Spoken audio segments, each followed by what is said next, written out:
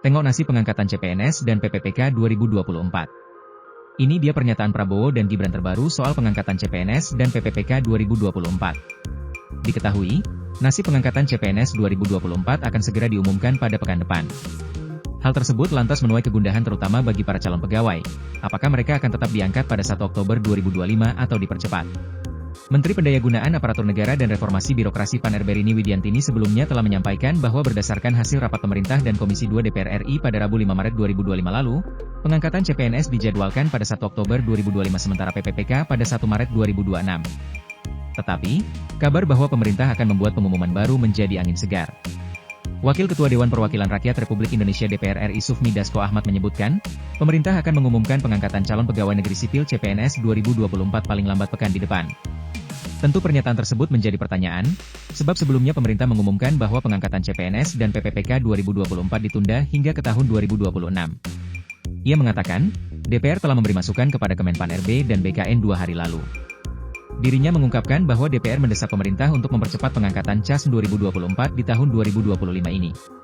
Pada Rabu 5 Maret 2025 lalu, Menteri Pendayagunaan Aparatur Negara dan Reformasi Birokrasi Menpan RB Rini Widiantini mengatakan bahwa pemerintah memutuskan untuk melakukan penundaan jadwal pengangkatan calon aparatur sipil negara ASN.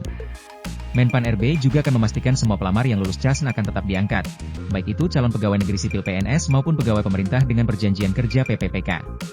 Apabila sesuai rencana penundaan, maka calon PNS akan diangkat pada Oktober 2025 sedangkan calon PPPK diangkat pada Maret 2026. Wakil Presiden RI Gibran Rakabuming Raka memberikan tanggapan terkait penundaan pengangkatan calon aparatur sipil negara CAS yang menjadi perbincangan hangat.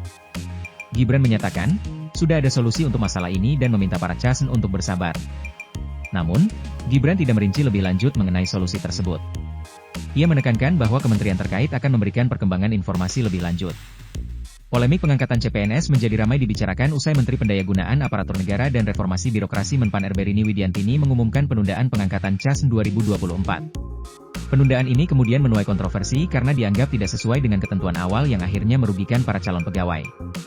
Presiden RI Prabowo Subianto menegaskan bahwa pemerintah sedang mengurus persoalan pengangkatan calon aparatur sipil negara CAS yang diundur.